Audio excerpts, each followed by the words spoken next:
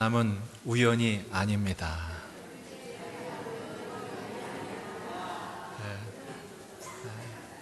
아주 유명한 복음성가죠.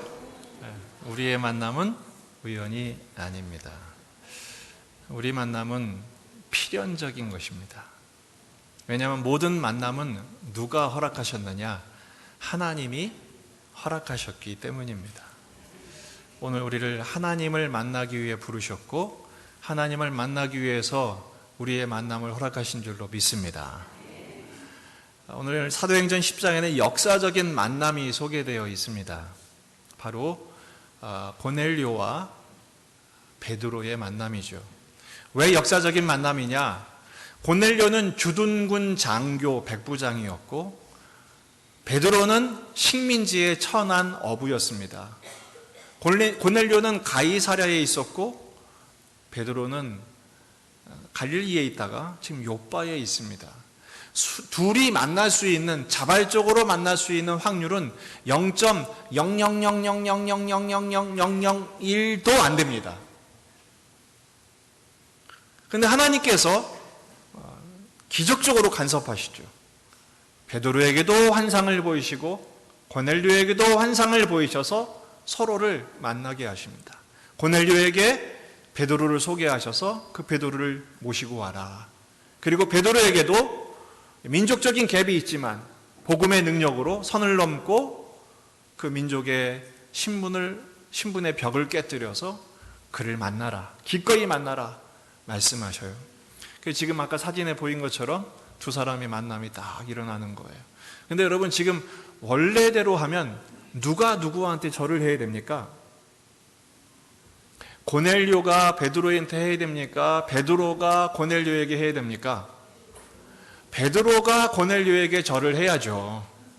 왜냐하면 고넬료는 주둔군의 로마군 정규군, 세계 최강 정규군의 백부장이잖아요. 그리고 베드로는 그 식민지의 천한 사람입니다. 그러니까 제대로 하면 베드로가 절을 해야 돼요. 근데 지금 오늘 말씀을 보니까 명백하게 고넬료가 베드로의 발 앞에 엎드려서 절을 합니다. 그리고 오늘 33절 말씀, 오늘의 묵상할 핵심 말씀인데요. 같이 한번 읽어보십시다. 시작. 내가 곧 당신에게 사람을 보내었는데 오셨으니 잘하였나이다. 이제 우리는 주께서 당신에게 명하신 모든 것을 듣고자 하여 다 하나님 앞에 있나이다. 누구 앞에 있다고요? 하나님 앞에 있나이다. 지금 앞에 누가 있는데? 실제로는 베드로가 있는데 지금 사람은 베드로와 고넬료만 있는데 이 고넬료가 뭐라고 고백합니까? 놀랍게 고백하죠. 하나님 앞에 있습니다. 마치 베드로를 하나님처럼 생각하고 하나님으로 고백을 합니다. 좀 한편으로는 이해가 안 되는 장면입니다. 그 자리에 하나님 보이지도 않는데, 그리고 고넬료는 하나님을 만난 적도 없는데, 그리고 이 베드로가 하나님도 아닌데 왜 고넬료는 베드로를 하나님이라고 여기며 하나님 앞에 있다고 고백했을까요? 이 질문이 우리에게 중요한 이유는 오늘 저와 함께 예배를 드리는 우리 모두가 누구에게 예배를 드린다고 말해요? 하나님께 드린다고 말을 해요. 예배 끝나고 가서 어디 갔다 왔어? 하나님께 예배 드리고 왔어 라고 말하지만 여러분들은 지금 하나님을 봤어요? 못 봤어요? 하나님은 못 보고 누구만 보신 거예요? 그러니까 여러분들은 지금 고백하는 것입니다. 하나님 앞에 있나이다. 근데 누구를 보고 있는 거예요? 사람을 보고 있으면서 하나님 앞에 있나이다 라고 말하고 있단 말이죠. 이것을 우리는 어떻게 이해하고 해석하며 설명할 수 있느냐라는 것을 우리는 생각해 보아야 합니다. 고넬료가 한 번도 본 적이 없는, 그리고 실제로 누군지 알지도 못하는 베드로 앞에서 하나님 앞에 있다고 고백했던 이유는 이것입니다. 하나님이 보내신 사람이기 때문입니다. 32절에 고넬료가 이 베드로와 만나면서 자기가 들은 환상에 대한 설명을 하죠. 사람을 요바에 보내어 베드로라 하는 시몬을 청하라는 명령을 들었습니다. 이건 천사의 명령입니다. 하나님의 사자의 명령이에요. 그러니까 하나님이 소개하신 사람이니까 그 하나님이 소개한 베드로가 왔으므로 그가 어떤 신분이었든지 어떤 직업이었든지 어떤 사람인지 중요하지 않고 하나님이 보냈기 때문에 누구의 사람인 거예요? 하나님의 사람인 거예요. 그러니까 하나님 앞에 있다고 고백을 한 것입니다. 요한복음 13장 20절 말씀입니다. 같이 한번 읽어보십시다. 시작. 내가 진실로 진실로 너희에게 이르노니 내가 보낸 자를 영접하는 자는 나를 영접하는 것이요. 이게 참 중요한 말씀입니다. 빌립이 말하죠. 하나님을 보여주세요. 그러니까 예수님이 말씀하십니다. 너는 지금 나를 보고서도 하나님을 보여달라고 하느냐? 이 말은 무슨 말이에요? 하나님이 보내신 그의 아들 예수님을 본 자는 누굴 본 거예요? 하나님을 본 거 아니냐? 같은 이치입니다. 주님께서 보낸 사람을 영접하는 사람은 결국 누구를 영접한 거예요? 주님을 영접한 것과 같다는 것입니다. 그래서 지금 고넬료도 하나님이 보내신 사람 베드로, 그가 어떤 사람인지는 중요하지 않아요. 하나님이 보내셨기 때문에 그 하나님이 보낸 사람을 하나님으로 생각한 거예요. 실제로 여러분 25절을 보세요. 이 고넬료가 베드로가 마침 들어올 때 고넬료가 어떻게 맞습니까? 발 앞에 엎드려 절하다 그랬어요. 발 앞에 엎드려 절한다. 여러분 엎드려 절한다는 말은 무슨 말이냐면 이건 이중적인 의미가 있어요. 지금 고넬료의 직업이 뭐죠? 군인입니다. 군인. 백부장이잖아요. 군인이 상관한테 다 경례를 붙이는 것은 이유가 있습니다. 그게 뭐예요? 당신이 나의 상관이다. 나는 나의 주군에게만 충성한다 라는 뜻입니다. 사우정이 군대를 갔어요. 사우정이 군대를 갔는데 훈련소에서 막 훈련을 할 때는 이제 경례 호칭이 뭐냐면 충성. 계속 충성하는데 처음엔 사우정이 못 알아들으니까 잘 못하다가 맨날 두드려 맞다가 이제 외웠어요. 드디어 충성 외웠어요. 근데 훈련소가 다 끝나고 나서 자대 배치를 받았는데 거기는 경례 구호가 돌격이에요. 그러니까 돌격인데 자꾸 충성하니까 계속 두드려 맞다가 마침 사단장이 딱 지나가는 거예요. 그러니까 이 사우정이 이번엔 틀리지 말아야지. 그리고 나서 딱 큰 소리로 경영하는데 총격 섞였어요. 충성하고 돌격이 섞였어요. 여러분 이 고넬료는 베드로 앞에 마치 자기의 상관, 특별히 로마 정규군, 세계 최강 로마 정규군의 최고 통수권자가 누굽니까? 황제죠. 지금 베드로의 발 앞에 엎드려 절했다는 것은 자기의 황제에게 엎드려 절한 것과 똑같은 모습입니다. 마치 신에게 경배하듯이, 자기의 주군에게 목숨을 바쳐 경배하듯이 이 베드로에게 그렇게 경배를 한 거예요. 왜 그렇습니까? 이 순간 고넬료는 왕이 바뀐 것입니다. 전에는 자기의 주군이 로마 황제였지만 이제는 자기의 주군이 로마 황제가 아니라 하나님이 나의 주군이시라는 고백인 것입니다. 내가 하나님 앞에 있나이다. 여러분 신앙생활은 뭐와 같느냐? 하나님이 바뀌는 것입니다. 오늘 여러분 예배 드리는 순간 여러분의 하나님이 바뀌기를 주의 이름으로 축원합니다. 전에는 로마 황제가 자기의 하나님이었어요. 왕이었어요. 그러나 이제 하나님이 나의 왕인 거예요. 저는 로마 황제가 이 고넬료에게 백부장의 권한으로 칼을 주었어요. 하지만 이제는 우리의 왕이신 하나님께서는 말씀의 칼을 내게 주시는 거예요. 전에는 로마 황제가 주는 백부장의 장교로서 소유를 줬지만 이제는 하나님의 왕이신 하나님께서 복음의 기쁨, 생명의 능력을 주신 것을 고백하는 것입니다. 여러분 신앙생활은 보이는 것만 보는 게 아니라 보이지 않는 것을 보는 거예요. 지금 고넬료는 눈에 보이는 베드로를 본 것이 아니라 그 베드로와 함께 하신, 베드로를 통해서 찾아오신 하나님을 보는 거예요. 여러분 오늘 예배를 드릴 때 눈에 보이는 목회자만 보지 마시고 눈에 보이는 사람만 보지 마시고 이 자리에 임재하신 하나님을 보는 눈이 열리기를 주의 이름으로 축원합니다. 그 하나님을 본다는 것은 결국 뭐냐? 하나님의 임재를 경험한, 임재가 뭐예요? 하나님이 여기 계시는. 따라합시다. 하나님은 여기 계십니다. 할렐루야. 그거를 성경적인 전문 용어로 제가 소개해 드릴게요. 성경에서 하나님이 여기 계시다, 그걸 여호와 삼마라고 합니다. 따라해 봅시다. 여호와 삼마. 예. 에스겔 48장에 나오는 하나님의 이름이에요. 하나님은 여기 계시다. 이 여호와 삼마는 뭐냐면 이스라엘이 패망해서 나라를 뺏기고 성전도 회파되고 백성들은 다 포로 생활하는 가운데 하나님께서 새롭게 회복될, 전에 예루살렘은 다 깨졌지만 이제 하나님의 회복하실 새로운 성읍의 이름, 새로운 예루살렘의 이름이 뭐냐? 여호와 삼마. 그런데 그 여호와 삼마가 예수님을 통해서 성취됐어요. 그 예수님의 별명이 뭐죠? 따라합시다. 임마누엘. 예, 임마누엘. 우리가 그냥 맥없이 임마누엘, 그게 아니라 정확하게 악센트를 주세요. 임마누엘. 그 임자가 임재 임자예요. 하나님이 우리와 함께 계시다. 그걸 종교개혁자들은 어떻게 번역하느냐? 라틴어로 코람 데오, before God. 하나님 앞에서. 하나님 앞에서. 여러분, 오늘 예배 드릴 때 하나님이 이 자리에 임재하심을 믿으시기를 바랍니다. 하나님이 임재하실 때 어떤 역사가 나타납니까? 여러분, 요셉의 삶의 현실은 어떤 현실이었죠? 종살이와 옥살이의 현실이었지만 하나님이 그와 함께 하실 때 하나님이 형통케 하신 역사가 일어난 줄로 믿습니다.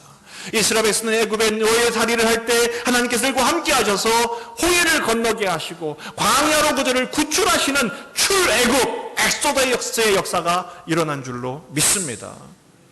마찬가지입니다. 오늘 우리의 삶의 현실이 어떻게 보면 옥살이 같고 어떻게 보면 종살이 같고 어떻게 보면 노예처럼 살아가는 비참한 현실이 계속된다 할지라도 하나님이 우리와 함께 계심을 눈으로 확인할 때, 하나님의 임재하심을 믿음으로 확신할 때 주님이 그때 주시는 구원과 기쁨과 평강과 은혜가 가득할 줄로 믿습니다. 신앙생활이라는 것은요, 세상과의 차별을 말해요. 그게 뭐냐? 세상 사람들은 뭐만 봐요? 눈에 보이는 것만 봐요. 우리는요, 그리스도인들은 눈에 보이지 않는 것을 보는 거예요. 거룩한 안경을 꼈기 때문에. 제가 이제 눈이 나빠져가지고 딱 이렇게 하면은 뿌였습니다. 그런데 다 초점 해가지고 쫙 보면 선명하게 보입니다. 마찬가지입니다. 말씀의 안경을 꼈을 때 하나님께서 보이지 않는 하나님의 임재와 하나님의 역사하심과 하나님의 손길을 볼 수 있는 안목이 열릴 줄로 믿습니다. 영성이란 것은요, 보이지 않는 것을 보는 거예요. 심지어 영성이 깊은 사람은요, 영적으로 아주 민감하신 분들은 어린아이의 울음소리를 통해서도 하나님의 임재를 경험합니다. TV에 나오는 뉴스를 통해서도 하나님의 역사하심을 보는 안목이 생기는 거예요. 그러니까 어떤 사람일지라도, 어떤 분은 그래, 어떤 목사님을 만나면 하나님이 느껴지지가 않는데, 그건 그 목사님의 문제가 아니라 느껴지지 않는 자기가 문제인 거예요. 자기 영성이 혼탁해져서 안 보이는데 목사님을 탓하고 사람을 탓하고 그래요. 여러분, 내가 지금 흐려져서 그래요. 내가 하나님과의 관계가 투명하고 거룩하고 깨끗하면 어떤 사람을 만나든지 어떤 형편에 놓여 있든지 하나님을 느끼며 하나님의 임재를 경험하며 하나님의 손길을 확인할 수 있을 줄로 믿습니다. 오늘 그 눈이 활짝 열리기를 주의 이름으로 축원합니다. 그 눈이 선명해지시기를 축복합니다. 두 번째로, 이 고넬료가 다 하나님 앞에 있다고 고백한 이유는요, 하나님의 말씀을 가져온 사람이기 때문입니다. 베드로가 하나님은 아니에요. 하지만 그 베드로 앞에서 나는 하나님을 배우는 것 같습니다, 하나님 앞에 있습니다 라고 고백한 이유가 뭐냐? 베드로를 통해서 하나님의 말씀을 기대하고 갈망했기 때문입니다. 33절 다시 보십시다. 오셨으니 잘하였나이다. 이제 우리는 주께서 당신에게 명하신 모든 것을 듣고자 하여. 지금 고넬료가 베드로 앞에 엎드려 절한 이유가 뭐예요? 객관적으로 베드로는 아마 누더기 같은 옷을 입었을 거예요. 외모상으로도 그는 여전히 어부의 모습이었을 거예요. 하지만 그가 절한 이유는 뭐예요? 베드로의 입술을 통해서 선포될 하나님의 말씀을 갈망한 것이죠. 더군다나 번역을 기가 막히게 해서 명하신 모든 것. 이 명하다라는 단어는요, 이거는 군대 용어입니다. 여러분, 군인은 뭐에 죽고 살죠? 어이구, 안 갔다 오신 분들이 더 잘 알아요. 우리 여성들이 더 잘 알아요. 군인은 뭐에 살아요? 뭐에 죽어요? 네, 명령에 죽고 살아요. 명령에 불복하면, 전시 같으면 즉결처형이에요. 지금 평생 군인으로 살았던 고넬료가 고백합니다. 하나님의 명령을 듣기 위해 여기 있습니다. 하나님 명령해 주십시오. 지금까지 고넬료는 누구의 명령을 받았어요? 황제의 명령을 받았습니다. 상관의 명령을 받았습니다. 그 명령으로 한 일이 뭡니까? 정복하고 살상하고 죽이는 일만 했던 거예요. 그런데 고넬료는 지금 주군이 바뀌었어요. 하나님이 나의 왕이십니다.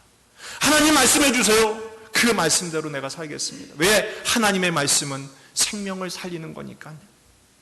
내가 그 말씀에 절대 복종하겠습니다. 그 명령에 내가 순종하겠습니다. 충성하겠습니다. 그거죠. 요한복음 6장 63절 말씀을 보면 이 말씀이 우리에게 어떤 역할을 하는지를 소개합니다. 같이 읽어보십시다. 시작. 살리는 것은 영이니 육은 무익하니라. 내가 너희에게 이른 말은 영이요 생명이니라. 할렐루야. 하나님의 말씀은 뭐예요? 영이요 생명이란 것입니다. 여러분, 요한복음 6장에 아주 유명한 사건이 있어요. 그게 뭐냐? 오병이어의 사건이에요. 사람들이 막 그 어린아이 도시락 하나 가지고 남자만 5천 명이니까 좋게 2, 3만 명이 먹고 배부르고, 이따가 여러분 점심시간에 그 설교 시간에 광고 얘기는 아니지만 오늘 점심은 그동안 우리 여성들이 여전도회들이 했는데 바울과 베드로가 준비를 했습니다. 어제 종일 법석을 떨었습니다. 닭 사오고 막 툭툭딱거리고 막. 근데 너무 신기한 장면이, 남자들이 주방에 있으니까 되게 신기하더라고요. 그랬더니 딱 그러는 거예요. 목사님, 맛집의 사장들은 다 남자들입니다. 그러더라고요. 그래서 내가 얼마나 많이 할 거예요? 그랬더니 딱 1일에 2번만 할 겁니다. 여러분, 이따가 그 기회를 놓치지 마시기 바랍니다. 아이 오병이어의 역사가 일어나니까 사람들이 이제 우리는 살았다. 이제 예수님만 국회로 보내면 우리는 굶을 일은 없다. 다 예수님을 따라왔어요. 그러니까 예수님이 엉뚱한 소리를 하시는 거예요. 너희들이 먹고 마심으로는 나를 따라왔느냐? 내가 떡이야. 나를 먹어. 내 피를 마셔. 그러니까 사람들이 우리가 식인종이냐? 진짜 어렵다. 그러고 다 도망갔어요. 다 도망갔어요. 그리고 예수님께서 다 도망가고 제자들만 남아있는 상태에서 예수님이 질문하십니다. 너희들도 갈래? 그때 베드로가 아주 기가 막힌 대답을 합니다. 바로 6장 68절입니다. 우리 베드로의 마음으로 우리 같이 한번 고백해 보십시다. 요한복음 6장 68절 띄워주세요. 시작. 시몬 베드로가 대답하되 영생의 말씀이 주께 있사오니 우리가 누구에게로 가오리까? 할렐루야. 영생의 말씀이 여기 있는데 우리가 누구한테 갑니까? 나중에 베드로는 사실 이 고백이 뻥이 되고 말았어요. 허풍이 되고 말았어요. 도망가 버렸으니까. 그러나 여러분, 그 순간만큼은 제대로 된 고백을 한 거예요. 우리가 이 고백을 할 수 있어야 됩니다. 우리도 하나님의 말씀 앞에, 우리에게 생명을 주시는 말씀, 우리에게 영원한 삶을 주시는 말씀, 세상의 칼은 사람을 죽이고 있는 것을 뺏는 칼이지만 하나님의 말씀의 칼은 우리에게 생명을 주며 병든 자를 치유하고 어긋난 인생을 온전케 해주시는 능력의 말씀인 줄로 믿습니다. 이 말씀이 여기 있는데 우리가 어딜 떠나겠냐는 거예요. 다른 종교에서는 우리가 어딜 가도 누구 손바닥이다? 부처님 손바닥이라고 그러잖아요. 근데 그 성경에 있는 말이에요. 우리가 어디 있어도 하나님 앞에 있음을 믿으시기 바랍니다. 아멘이십니까? 그렇습니다. 오늘 예배를 드릴 때뿐 아니라 공적인 예배 순간에 하나님의 임재를 경험하실 뿐 아니라 여러분 예배 끝나고 나서 여러분의 삶의 현장으로 나갔을 때 생활 예배 속에서도 하나님은 항상 거기 계시며 여러분과 함께 계심을 믿으시기를 바랍니다. 근데 그 함께 계심을 뭐로 확인해야 되느냐? 하나님의 말씀으로 확인해야 돼요. 여기 명하신 모든 것, 명령하다는 말이 두 가지 단어가 합쳐진 거예요. 향하여 그리고 정리하다 뜻이에요. 원래는 정리하다. 여러분 그 훈련소에서 훈련 마치면 다 자대 배치할 때 다 이렇게 보내잖아요. 넌 1사단, 2사단, 3사단 이렇게 배치시키잖아요. 명령하다는 말이 그거예요. 하나님이 우리를 위하여, 우리를 향하여 정리시키시는 거예요. 따라합시다. 하나님의 말씀은 인생을 정리한다. 하나님의 말씀은 어디에 있든지 우리가 하나님께 속해 있음을 깨닫게 한다.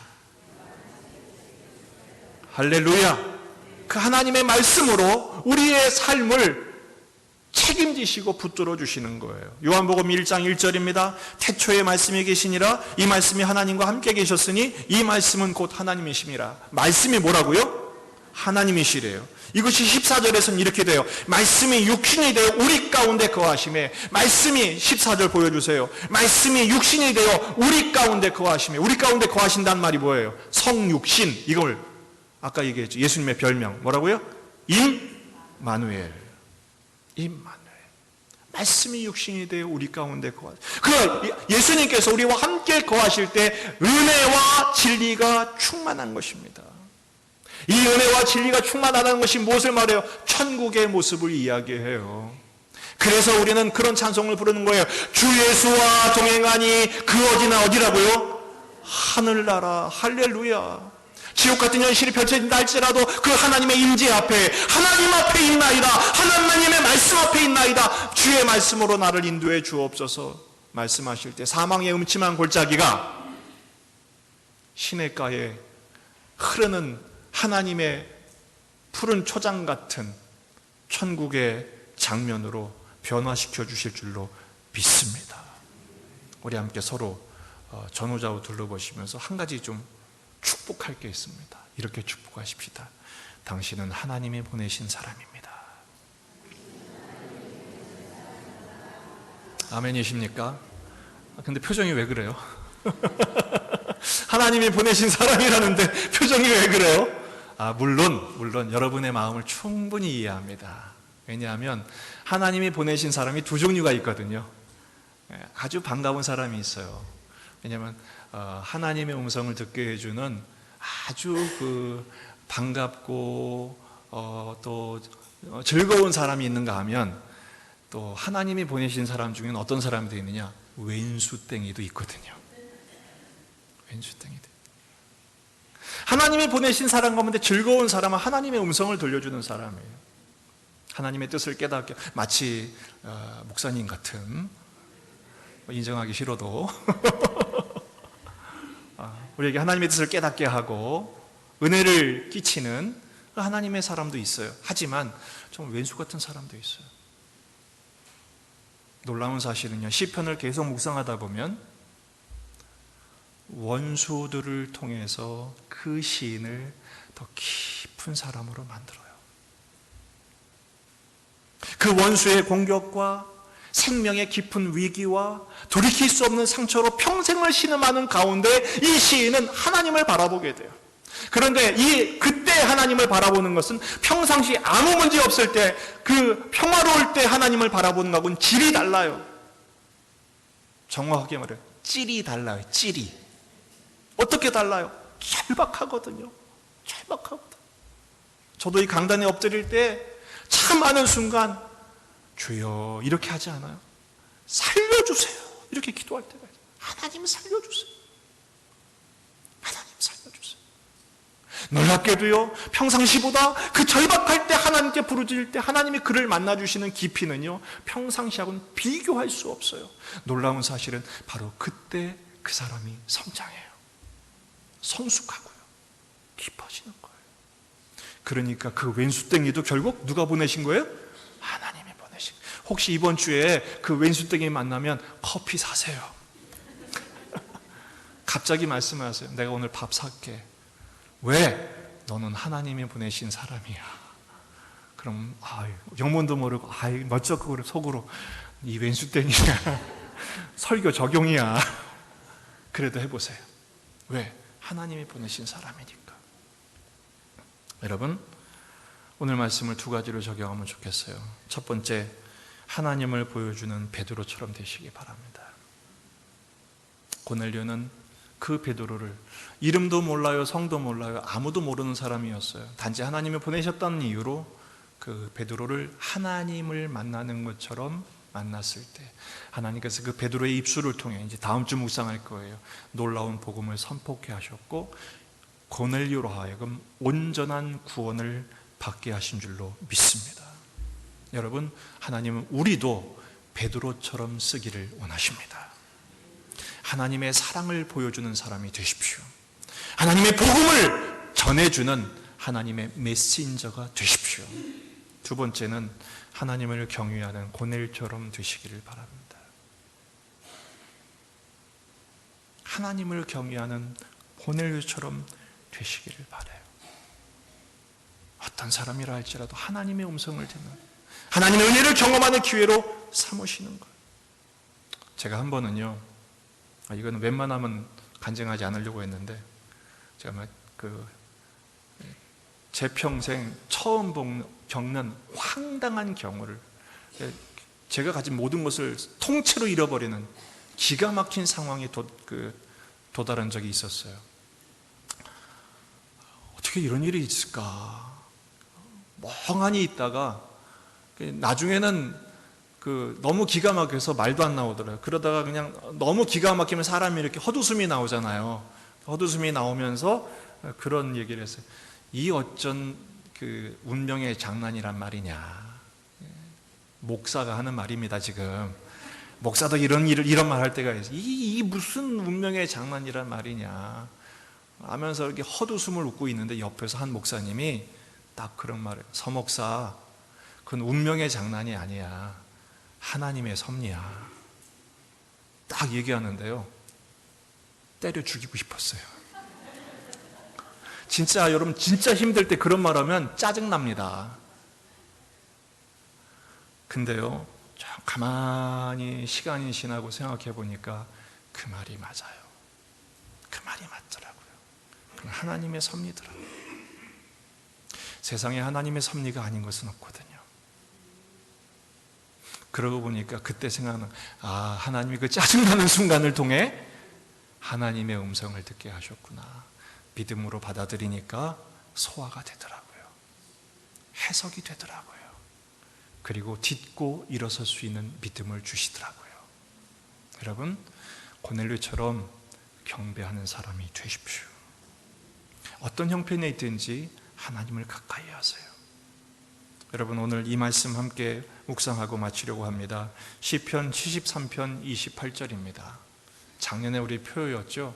같이 한번 읽어보십시다. 시작. 하나님께 가까이함이 내게 복이라. 할렐루야. 뭐가 복이라고요? 하나님을 가까이 하는 것이 복이랍니다. 그렇습니다. 세상의 복은 더 많이 갖고 더 많이 이루고 더 큰 것을 얻는 것이 복일지 모르지만 그건 순식간에 사라지는 일장의 춘몽일 뿐입니다. 정말 우리에게 진정한 복은 뭡니까? 우리의 창조주이신, 우리의 구원자이신 단 한순간도 우리를 당신의 시선에서 떨어뜨리지 아니하는, 우리가 자꾸 잊어버리고 떠날 뿐이지 하나님은 단 한순간 우리 떠난 적이 없으신, 우리를 사랑하시는 전능하신 아버지이신 줄로 믿습니다. 그 하나님을 가까이 하십시오. 그 하나님 앞에 있음을 잊지 마십시오. 여호와 삼마 임마누엘 호람되어, 이거는 외치는 선포가 아니라 내 마음에 새겨진 고백이 되어야 합니다.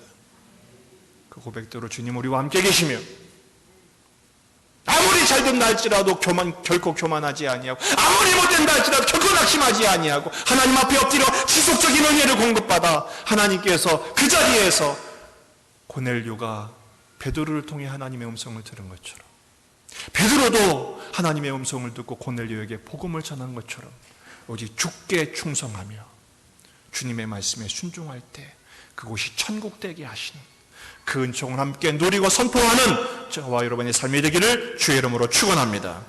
함께 기도하시겠습니다.